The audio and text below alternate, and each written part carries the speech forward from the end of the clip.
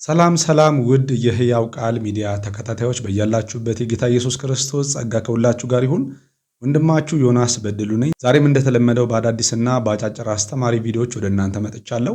ለዚህ ቻናል አዲስ የሆናችሁ ቻናሉን ሰብስክራይብ በማድረግ እንዲሁም ደግሞ ይህንን ቪዲዮ ላይክ በማድረግ እንድትመለከቱት ወንድማዊ መልእክቴን አስተላልፋለሁ። እስከ ፕሮግራም ፍጻሜ ድረስ አብራችሁን ቆዩ። መልካም ቆይታ። ሄሎ። አቤት። ሰላም፣ እንዴት ነህ? እግዚአብሔር ይክበር። ሁሉ ሰላም፣ ሁሉ ድንቅ ነው። ኢየሱስ ይባረክ። እግዚአብሔር ይመስገን። ስልክ ከቲክቶክ ነበር ያገኘውና። ኦኬ። ለጸሎት ነው? ለምንድን ነው የደወልከው? ለጸሎት ነው ፈልገው። በቃ ፈጥነህ ዘር አስገባና በዚህ በጾም ጸሎት ዛሬ 9ኛ ቀን ነው ያለነው። ታምራትን ትቀበላለህ። አሁን ራሱ ቸርች ነው ያለው፣ ድምጽ ያስታውቃል። ዘር አስገባና ሰዎች ገስታውስ መከታተሉ ቢያንስ 15 አስገብቶ ነው። ስልክ ለእንትን እንድጸልይ ፈልገው 5 አስገብቶ ነው የሚጸልዩት። ማስገባታውን ትችላለህ አይደል? እንድጸልይክ። ስንት ብር ነው ማስገባት? 5000 ብር። ትንሽ ነው። 5000 ብር ነው? አዎ። ኦኬ። የት ነው ማለት ቸርች መምጣት አለብኝ ነው? በስልክ ነው ጸሎት?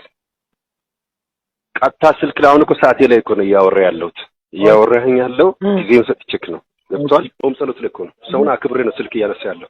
ብዙ ሰዎች እኮ ስልክ አነሱም። ማወቅ ያለብኝ የተኛውም እና እዩ ገብተር 10 ዓመት ስልክ አነሱልን። አዎ፣ እሱ ማለት ነው። ባጭ እኔ የምልህን ስማ። አሁን ጸሎት ላይ ስላለ መንፈሴን እንድትረብሽ ስለማልፈልግ መንፈሴን ነው የምጠብቀው።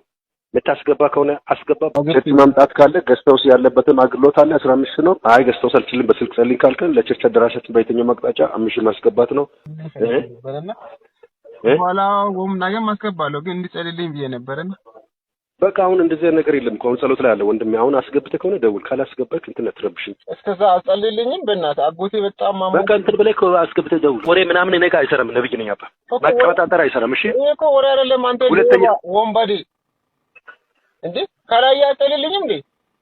በልቾቾ ሁለተኛ እንዳደውል። እሺ፣ እንግዲህ ይህንን ቪዲዮ እንደሰማችሁት ነው። ይህንን እየሰማን ይህንን እየተመለከትን ዝም እንበል? ስለነኚህ ወንበዴዎች ማውራት እናቁም? እነሱ የሚዝረፉ ይስረቁ ዝም እንበላቸው? የአንዳንድ ሰዎች አመለካከት በጣም ስለሚገርመኝ ነው። ቲክቶክ ላይ ወይም ደግሞ ኮሜንት ላይ እንደዚህ አይነት ቪዲዮዎች በምንሰራበት ኮሜንት ስር ገብተው እነሱ እንደተቀቡ እንደ እግዚአብሔር ሰዎች አርገው ስለሚቆጥሯቸው አትቃወሟቸው፣ እነሱን መቃወም ከእግዚአብሔር ጋር እንደመጣላት ነው ብለው የሚያስቡም ሰዎች አሉ። እና ይሄ ምንም ሐሰት አይደለም፣ እውነት ነው። በሚዲያ ላይ የተገለጠ ነገር ነው። ንቃ የሚለውን የቲክቶክ ሚዲያ ገብታችሁ ተመልከቱ።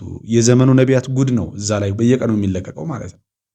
እና ምን አይነት ጨካኞች እንደሆኑ ተመልከቱ። አረመኔዎች ናቸው፣ ዘራፊዎች ናቸው የምንለው በምክንያት ነው።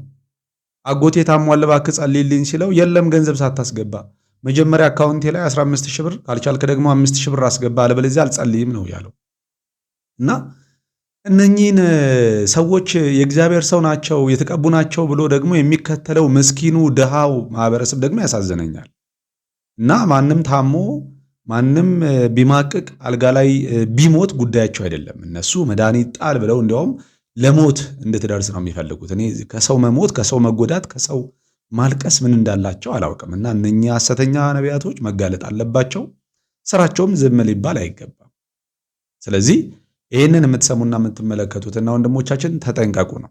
እንደዚህ አይነት ቪዲዮዎችን ደጋግመን ወደ ሚዲያ የምናመጣው እንዳትታለሉ ነው። በእነኛ ሐሰተኛ ወንበዴዎች እንዳትበሉ ከማለት አንጻር ነው። እንግዲህ እግዚአብሔር ማስተዋል ይስጣቸው። ሌላ ምንም አንልም።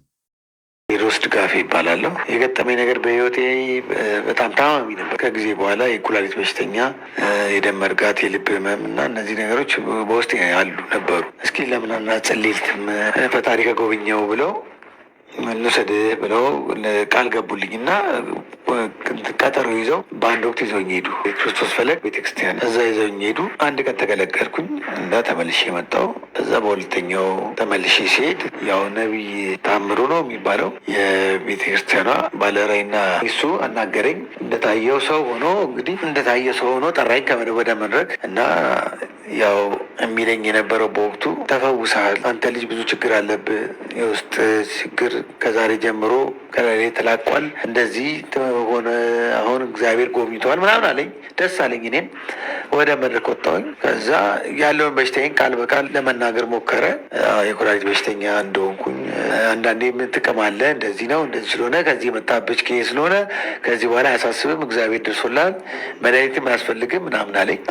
ከዛ በኋላ እኔም ደስ አለኝና እስኪ ይሁን ብዬ እንደገና ፕሮግራማችን ጨርሶ ተመለስን። ከዛ በኋላ ሞልበር በዚሁ አጋጣሚ እንደዚሁ አገኘኝ እና ለውጥ እንዴት ነው ለውጥ አለው ያለኝ። እኔ ለውጡን አላውቅም በእርግጥ ምክንያቱም አፋጣኝ የሚሆን ነገር ስላልሆነ ምክንያቱም ከፍተኛ የሆነ ህመም ስላለብኝ በዚህ ፍጥነት ምንም አይነት ለውጥ ያየሁት ስለሌለ ነገርኩት። አሁንም ተፈውሰሃል፣ መድኃኒትን እየተጠቀምኩ ነው አለኝ። ምን ያደርግልሃል መድኃኒቱ እንደማለት ሲል እኔ ደግሞ ብዙ ሰዎች ላይ ስለማያውቅ መድኃኒት ጥለው ሲጎዱ ስለማይ መድኃኒቴን ለመጣል ፈቃደኛ ነው። ትንሽ ግንባሬ መታ አደረገኝና ወደ ውስጥ ገባ አለኝ። እዛ ደግሞ አንድ ውስጥ የእሱ አገልጋይ ደግሞ ሌላል ኑረድ ይባላል። ከጫማ ጽፊ የማይተናነስ ቦርጬን ወዴን ምናምን እየመታ ያስጮኸኝ ስል እንደ አጋንንት ነው ይለኛል። እኔ ግን ራሴን አውቀዋለሁ ይሁን ብዬ አለፈ።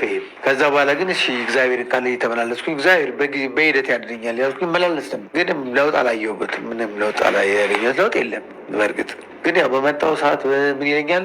አትመሰክርም ሙሉ ይለኛል። ወዝት እኮ ተመለሰ መስክር እንጂ ዛና ይለኛል። እንዴት ነው መሰክረው? ምን ነው መሰክረው? ለራሴ ነው የምታየው። ይህን ጥያቄ ለራሴ ነው የምተው። ምክንያቱም ያየሁት ለውጥ የለም። መድኃኒቴን አልጣልኩም አልጣልኩም። ስለዚህ እንዴት መሰክር? ስለዚህ ምን አደርጋለሁ ብዬ እስኪ እያልኩ እቺ መስክር በጣም ስትበዛብኝ ቀረሁ ከቻችሁ። አንዳንድ ሰዎች ከኔ ጋር እዛ ዳንን ያሉት ሰዎች ነበሩ እና ተሆና ትቀናለህ። እኔ እንዴት አዳንኩ እነሱ እንዴት ዳኑ ብዬ ጠይቃቸው አሁንም እነሱም አልዳኑ። ሆስፒታል እየስኩ ነው ተይዣለሁ። አሁንም ተው እባክህ ይሉኛል። ግን እዛ ዳንኩ ሲሉ ነበረን እና ያገለገለኝ እንደው ኢንፎርሜሽን ያገለገለኝ። ምክንያቱም የሚጠይቀኝ ጥያቄና የሚመልስልኝ መልስ አይገናኝም።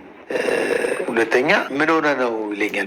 በመሀል በጆሬ መጥቶ እንደውም ቪዲዮ ካላችሁ የራሱ ቪዲዮ ራሱ የተቀረጸ የተለቀቀ አለ ካያችሁ በጆሮ ይጠይቀኝ። ያን ነገር ነው የሚያንጸባርቅብኝ። የሆነ እንደ ነቢይ ታይቶት ሳይሆን በገና ይሆናል። እኔ ቴዎድሮስ ድጋፌ። እሺ እንግዲህ ይህንንም በድጋሚ እንደተመለከታችሁት ነው። በመጀመሪያ ደረጃ እግዚአብሔር አምላክ አይፈውስም እንዴ? እግዚአብሔር አምላክ ፈዋሽ አምላክ አይደለም? እግዚአብሔር አምላክ ፈዋሽ አምላክ እንደሆነ አምናለሁ። አሁንም እንደሚፈውስ ወደፊትም እንደሚፈውስ እንደሚያድን አምናለሁ። እንደሚታደግ የብዙ ሰዎችን ጭንቀት ሰምቶ ብዙዎችን እንደፈወሰም ከዚህ በፊት አምናለሁ፣ በዓይኔም ተመልክቻለሁ። እነኚህ ሰዎች ግን እግዚአብሔር አምላክ በእነሱ እጅ ምንም ድንቅና ምልክት ተአምራት ስለማያደርግ ራሳቸውን ነቢይና ራሳቸውን ሐዋርያ ብለው ስለሾሙ ምንድነው ያላቸው አማራጭ? እንደዚህ በኢንፎርሜሽን እያገለገሉ ከዛ በኋላ ተፈውሰሃል፣ ድነሃል፣ መድኃኒትን ጣል፣ ከዚህ በኋላ መድኃኒት እንዳትውጥ ይሉና መድኃኒቱን ጥለ ስትሞት ወይ ደግሞ የሆነ ነገር ስትሆን ስላላመንክ ነው ይለዋል። ትንሽ ደግሞ ምናልባት ትንሽ መሻሻል ላይ ከታየ ደግሞ ተፈውሳል፣ እግዚአብሔር ፈውሷል፣ ተነሳና መስክር። ስትመሰክር እኮ እንድትመሰክር የሚያበረታቱ እንድትመሰክር የሚገፋፉ ለምንድን ነው? ወጥታችሁ ስትመሰክሩ ለነሱ ነው ፕሮሞሽን የምትሰሩላቸው፣ ለነሱ ነው ማስታወቂያ እየሰራችሁ ራሳቸውን እያስተዋወቁ ነው በእናንተ። ስለዚህ እግዚአብሔር እነሱ ጋር አለ፣ የእግዚአብሔር ጣት እነሱ ጋር አለች፣ እነሱ ጋር ብዙዎች ሲፈወሱ አይቻለሁ ብሎ ሰው የነኝን ምስክርነት ሰምቶ ብዙዎች ለዛ ቸርች ምስክር ሆነው እንዲቆሙ ለማድረግ እንደዚህ ድፍረት የተሞላበትን ነገር ሰዎች እየታመሙ ውስጣቸው እየተጎዳ እነሱ ፌዝ ነው ያዙት፣ እነሱ ቀልድ ነው ያዙት። የማንም ለቅሶ፣ የማንም እንባ፣ የማንም መታመም፣ የማንም መሞት ግድ አይሰጣቸውም። ለምን? እግዚአብሔር ለመንጋው ለሕዝቡ የሾማቸው አገልጋዮች ስላልሆኑ ማለት ነው። እና እባካችሁ ወንድምና እህቶቼ ከእንደዚህ አይነት ነብይነን ሐዋርያንን ብለው ከሚያጭበረብሩ ሰዎች ተጠበቁ። አሁን ጊዜያቸው ደርሷል። በቃ የሚጠፉበት ጊዜ ደርሷል። አሁን አብዛኛው ሰው ፊት ለፊት እየተቃወማቸው ነው። እንደ አብያተ ክርስቲያናት፣ እንደ ተቋም በትልልቅ ሚዲያ ላይ ትልልቅ አገልጋዮች እየተቃወሟቸው ነው። ስለዚህ አገልግሎታቸው ማብቂያው ስለደረሰ ቶሎ ገንዘባቸውን ሰብሰብ አድርገው መኪናቸውን፣ ቤታቸውን ለመግዛት ነው እየተሯሯጡ ያሉት እና ወደ ንስሐ እንዲመለሱ እግዚአብሔር ልባቸውን ይመልስ። ሜጀር እና ማይነር ፕሮፌትስ እንዳለ ታውቃላችሁ። በሹመት ባሰብኩት ቁጥር ሳቄ ይመጣል። ሜጀር እና ማይነር ነቢያት የምንላቸው አሉ። እኛ ባይብል ስናጠና እኛ ነን የሰጠነው እኮ መጀመሪያ ድሮ መጽሐፍ ቅዱስ ትምህርት ቤት የተማራችሁ ታስታውሱ እንደሆነ ሜጀር ፕሮፌትስ እና ማይነር ፕሮፌትስ ይባላሉ። ለማጥናት ማለት ነው። ሁሉን የነቢያት መጽሐፍት አንድ ላይ ማጥናት ስለማይቻል እና ትልልቅ ነቢያትና አነስ ያሉ ነቢያት፣ ጥቃቅን ነቢያት ብለን እንከፍላቸዋለን ከሁለት። ለምንድን ነው? በጻፉት መጽሐፍ ቮሊዩም ልክ ነው። ሰውየው ታላቅ ነው ለማለት ሳይሆን አሁን የኢሳይያስ መጽሐፍና ዕንባቆም ትንሽዬ ናት። ነብዮች እኮ ነብይ ናቸው። ነብዩ ዕንባቆም ነው፣ ነብዩ ኢሳይያስ ነው። ሜጀር ነብይ አይደለም ኢሳይያስ። አያውቀውም ይሄን። እሺ ሰማይ ላይ ብትጠይቁት ሜጀር ነብይ this ነው ሜጀር ፕሮፌት የጻፈው ብዙ ስለሆነ ከሜጀር ፕሮፌትስ መካከል ነው። አነስ ያለ የጻፉት ደግሞ ከነብዩ ያንሳል ሳይሆን የጻፈው ያንሳል ነው። ማይነር ፕሮፌት ነው። ለምሳሌ ሰቆቃው ኤርሚያስ ኦር ሶፎንያስ ታንክ ዩ በጣም ባለ አንድ አሉ፣ ባለ ሁለት ምዕራፎች አሉ። እነሱን ማይነር ፕሮፌትስ እንላቸዋል። አሁን የዘመኑ ተመቸውና ሜጀር ፕሮፌት ይላል። ወገኖቼ ልብስ መቀያየር ጎልያድን አይጥልም። የተሰጠችን ጠጠር ነች የምትጥለው። ምን የነገስታት ልብስ ስለለበስን ጎልያድ አይወድቅም። የተሰጠች ጠጠር ምንድነች ናት? እሷን ብቻ ዝም ብለህ ወርውር። ተጠራህባት አልተጠራህባት፣ አማረች አላማረች ደግነቱ በዚህ ሁሉ ክርክር አስተማሪ ስለሌለ ወር ኦኬ ወደዛ ለማደግም የሚጥር ብዙ አይቼ አላውቅም። ሜጀር ማይነር ለመሆንም ትግል የለውም። ኢትስ ኦኬ ግን መዋቅር አይደለም። ይሄ የኢየሱስ መንፈስ አይደለም። የኢየሱስ መንፈስ አይደለም። ዮሐንስ መጥምቁ በጣም ከሚያስገርመኝ የመጽሐፍ ቅዱስ ጀነራልስ መካከል አንዱ ዮሐንስ መጥምቁ ነው። በጣም ያስገርመኛል። ድካም የለውም ማለት ሳይሆን ድካም ነበረው፣ ግን በጣም አስገራሚ ሰው ነው። ጌታችንን በ6 ወር ይቀድመዋል፣ በእድሜም በአገልግሎትም ይቀድመዋል። ኢየሱስን ያጠመቀው እሱ ነው። ጌታችንን ያጠመቀው እሱ ነው። እና በጣም ብዙ ኦዲየንስ ነበረው። በጣም ብዙ ኦዲየንስ ነበረው። የሚከተለው ህዝብ በጣም ብዙ ነበር። እና አንዱ ትልቁ ጥያቄያቸው ማነህ አንተ ነው። ስለ ራሱ ስለማይናገር ይጨንቃቸዋል። እኛ እኮ ተናገረን ነው የምንጀምረው። ምንም ስለ ራሱ ስለማያወራ ንገረን ማነህ አንተ። አንድ ጊዜ በተለይ ዴሊጌትስ መጥተው ማለት ነው ልኡካን ቡድን ተልኮ ከሃይማኖት ሰዎች ልኡካን ቡድን መጥቶ ንገረን፣ እኛ ተልከን የመጣ ነው፣ ያለ መልስ አንሄድ ማለት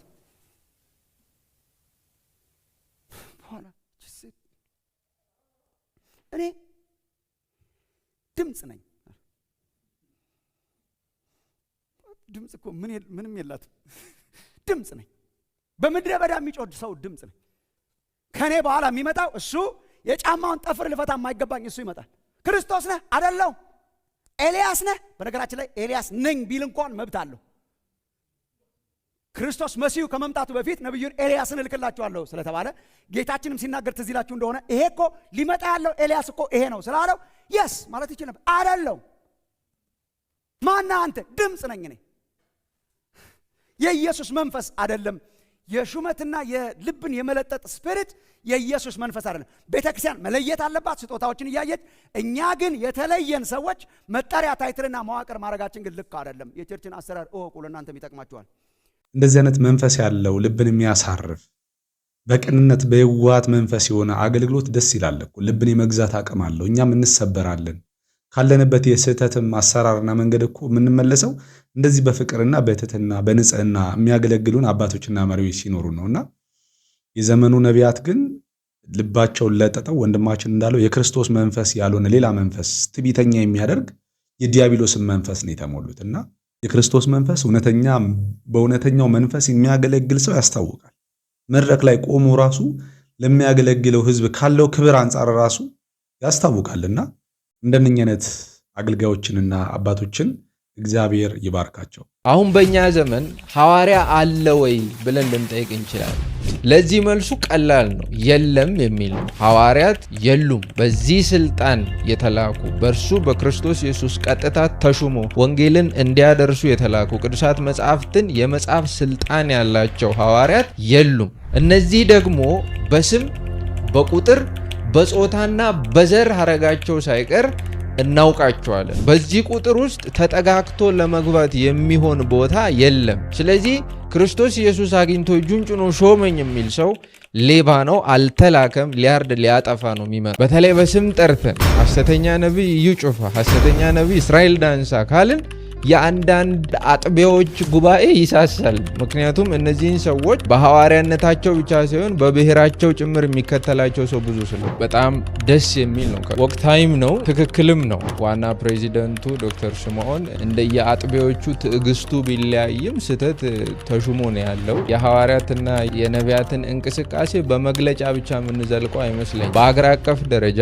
ሐዋርያትና ነቢያት ተደባልቀው ተኩለው ከበጉ ተቀላቅሎ ባለበት ጠንካራ ትውልድ ማፍራት ይቅርና በራሱ መንገድ የጠነከረ ሰው እንኳን ቢገኝ ያንን እስከ ሞት የማሳደድ ስራ ነው እየሰራን ያለ ነው። የመንፈስ ቅዱስ ልምምዶች ከቤተ ክርስቲያን እሶ ለማውጣት ጥረት ማድረግ የሚያሰድብ፣ የሚያሰድድ፣ የሚያስገድል ስራ ነው። ህይወታችንን የሚያሳጣ ቢሆንም በእንደዚህ አይነት ጉዳዩ ተግተን መዋጋት ነው እንጂ የሚገባን በየትኛውም አይነት የጋራ የሚያደርግ ጥላ ውስጥ ገብተን ከነሱ ጋር አብረን ልናመልክ አይገባም። እንግዲህ ሰሞኑ ሚዲያ ላይ እንግዲህ በስፋት ስለ ሐዋርያትና ስለ ነቢያት ስለ ዘመኑ ሐዋርያትና ነቢያት አሉ የሉም የሚለው ሐሳብ በስፋት መነጋገሪያ ሆኗል።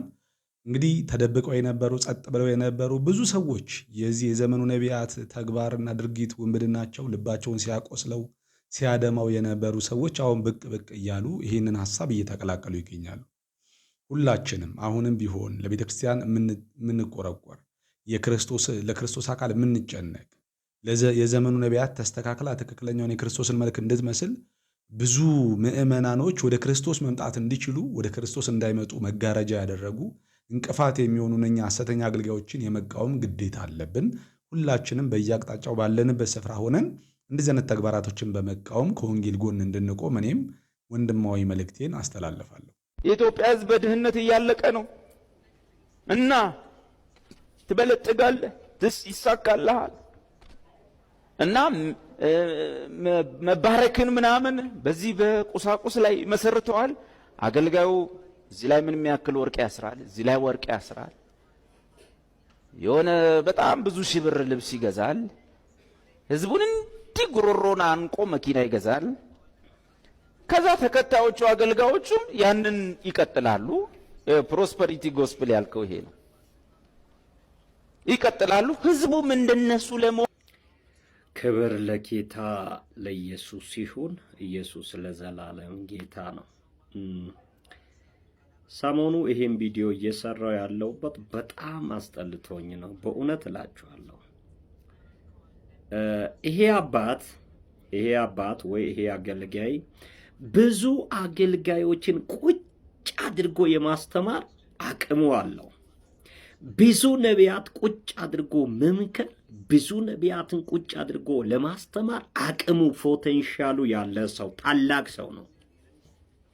ነገር ግን አሁን አሉ ከምንላቸው ከቀደሙ አባቶቻችን የምናየው ነገር መንፈሳዊ ፍሬ አልባ ናቸው። መንፈሳዊ ፍሬ አንደኛው ጳውሎስ እንዳለ መንፈሳዊ ፍሬ ፍቅር ነው።